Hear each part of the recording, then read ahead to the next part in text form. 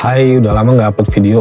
Udah berapa tahun? 3 atau 4 tahunan nggak upload video. Jadi hari ini gue mau upload video terkait Vibe Code. Sekarang nih AI lagi berkembang pesat banget dan dunia development juga terpengaruh tentunya. Beberapa perusahaan sudah menerapkan AI Augmented Development. Jadi apa sih AI Augmented Development itu? Jadi secara garis besar AI Augmented Development itu adalah cara baru dalam membangun aplikasi di mana AI itu punya peran sebagai rekan kerja atau asisten kita. Jadi kita ngoding tuh dibantuin sama si AI-nya. Di video ini gue nggak mau ngomong banyak perihal AI Augmented Development. Gue mau kasih unjuk aja secara langsung. Jadi kita akan buat project pakai beberapa tools AI, namun kali ini kita akan pakai anti-gravity. Jadi anti-gravity itu adalah IDE yang sudah terintegrasi sama beberapa model AI, yang mana tentu kita akan ngodingnya itu di anti-gravity-nya, dan nggak cuma kasih rekomendasi kode atau autocomplete, kita juga bisa chat ke IDE-nya, kita bisa minta dia untuk melakukan analisa kode kita, cari bug, terus minta tolong buatin fitur yang mau kita buat, dan lain sebagainya lah. Nanti kita coba demokan aja. Buat yang belum download, kalian bisa download di sini, tombol atas ini kanan. Kalian download lalu lakukan install seperti biasa. Sekarang kita bahas harga. Perihal harga, gratis atau bayar? Sebenarnya berbayar, tapi juga ada fitur gratisnya. Jadi kalau kalian mau coba-coba, kalian coba aja pakai yang free-nya dulu. Kalian coba, nanti kalau misalkan dirasa cocok untuk proses development, kalian bisa upgrade ke Pro untuk dapetin extra token dan bisa pakai model-model yang pada fitur free-nya itu kita nggak bisa pakai. Oke, seperti itu, langsung aja. Ini gue pakai workflow gue yang dalam proses development menggunakan AI. Jadi gue sudah buat workflow-nya di Notion. Kalian bisa cek nanti linknya gue taruh di deskripsi video. Gue akan mulai dari planning, lalu build-nya, dan di akhir nanti kita akan buat unit testingnya juga. Nah, jadi seperti ini workflow-nya.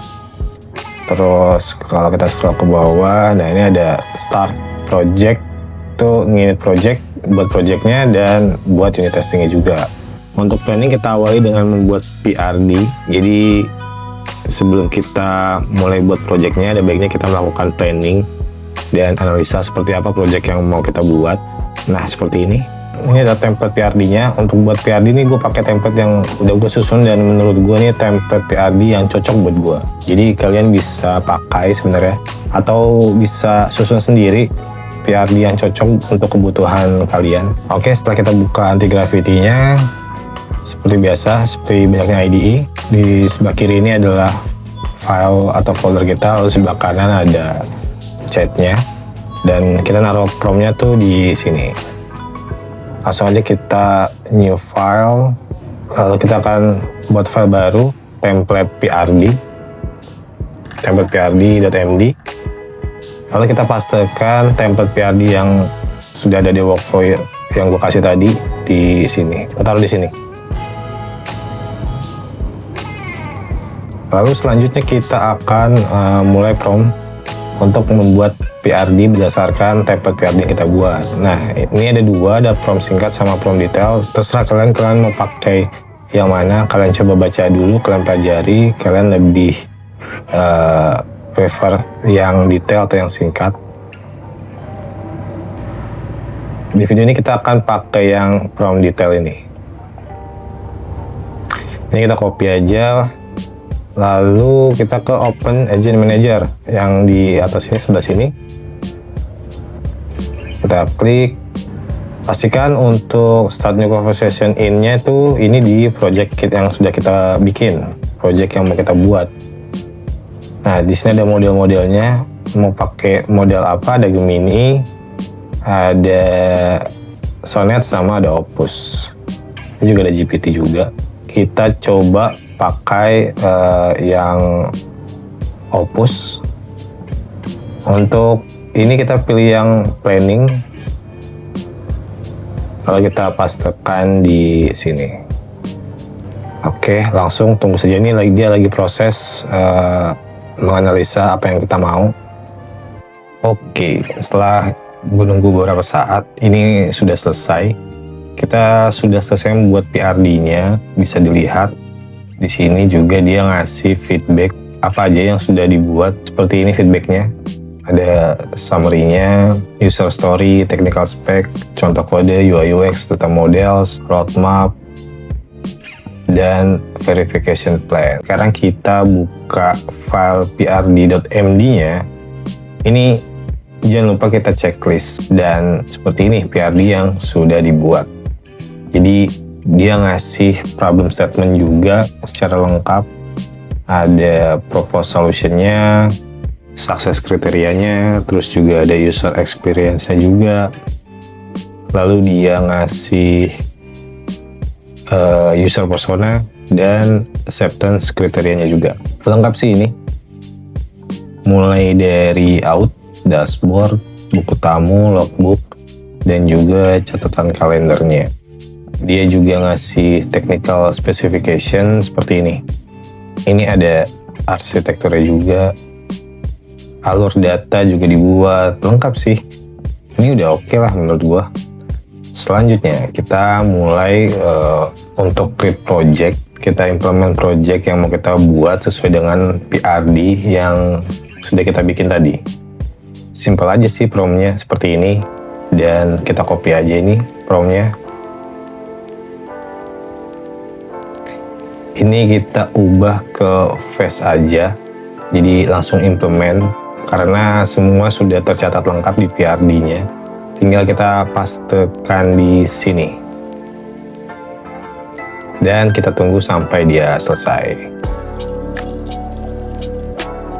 Dan kalau dilihat, di sini dia ngasih semacam confirmation run command.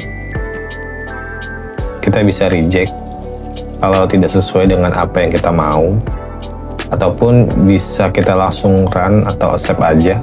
Karena ini awal project ya, kita accept aja semuanya.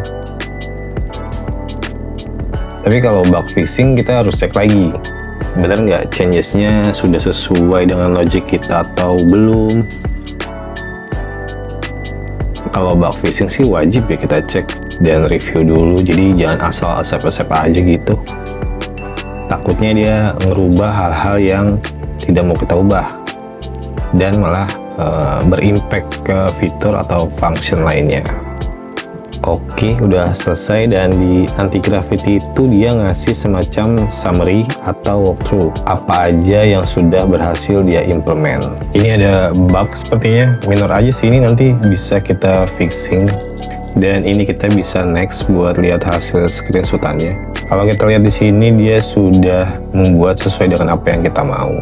Ini ada fitur apa aja yang sudah diimplement, ada out, dashboard, dan menu-menu lainnya.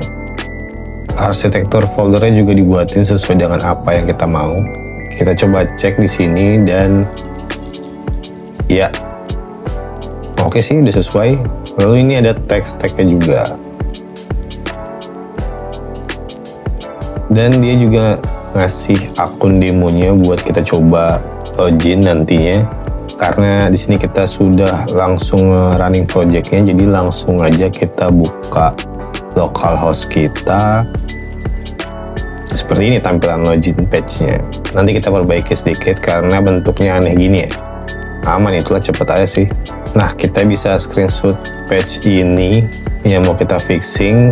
Kalau kita upload dan kita minta AI-nya untuk perbaiki isu tersebut. Langsung saja dan kita tunggu. Oke, selesai. Sekarang kita lihat apakah sudah diperbaiki. Dan ya, sudah di fix. Sekarang tampilannya sudah lebih oke. Sekarang kita coba login pakai user admin di sini. Dan seperti ini tampilan dashboardnya. Sudah dibuatin juga untuk buku tamu, logbook, dan catatan. Sekarang kita coba function CRUD-nya. Apakah sudah sesuai harapan kita? Sip. Sudah oke. Ini kita sudah berhasil membuat front end-nya. Function CRUD-nya sudah jalan. Ya, walaupun masih di local storage, jadi nanti kita tinggal implement aja pakai database apa yang kita mau. Itu di fase berikutnya aja ya. Jadi saat ini cukup sampai front end-nya dulu, nanti kita bisa kembangin lagi. Next, kita coba buat unit test-nya. Aku udah siapin prompt untuk buat unit test-nya. Bebas mau pakai yang bahasa Inggris atau Indonesia. Gue coba pakai bahasa Indonesia dulu aja kali ya sekarang. Dan kita copy, kita buat new task aja biar tidak campur-campur. Pilih new task di sini, lalu kita paste dan jalankan. Oke, selesai proses pembuatan unit testnya. Kalau kita lihat di sini dia ngasih feedback summary hasil unit testingnya. Cukup lah ini. Nanti kalau masih ada yang kurang, kita tambahin secara manual atau minta AI-nya untuk nambahin test case-nya lagi. Kalau kita lihat di folder test di sini sudah ada file testnya. Coba kita cek. Seperti ini function unit testnya. Di sini juga sudah sesuai. Ada positive case dan negative case-nya juga sesuai dengan prompt kita tadi. Jadi gimana menurut kalian? Seperti itulah workflow kita sekarang sebagai software engineer dalam bekerja. Kita bisa manfaatkan AI dalam proses development-nya. Jadi buat yang belum mulai, segera mulai aja dulu. Coba-coba ya tipis-tipis aja dulu. Nggak rugi juga kan buat kita belajar hal baru. Thank you buat yang udah nonton. Kalau ada pertanyaan, saran, atau masukan bisa diskusi di kolom komentar. Thank you for watching.